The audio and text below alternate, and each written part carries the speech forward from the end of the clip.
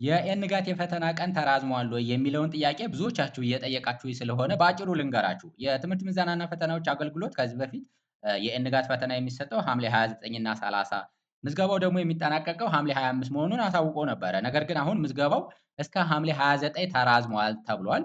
ስለሆነም ትክክለኛው የኤንጋት የፈተና ቀን ገና አልተገለጸም። በማስታወቂያ እንደሚገለጽ ነው የተነገረው። ትክክለኛ ቀኑ ሲገለጽ በዚሁ ፔጃችን የምናሳውቃችሁ ይሆናል።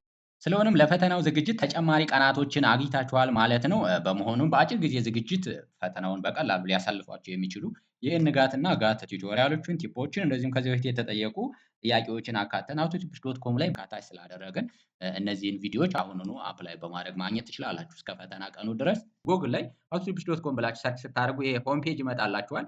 እዚች 3 መስመሯ ላይ ስልክ ከሆነ የምትጠቀሙት ሬጂስተር የምትላለች ከስር እዚች ጋር እሷን ክሊክ ስታደርጓት ክሬት ዩር አካውንት ይላችኋል። ስማችሁንና እነዚህን መረጃዎች በመሙላት ሬጂስተር ትላላችሁ።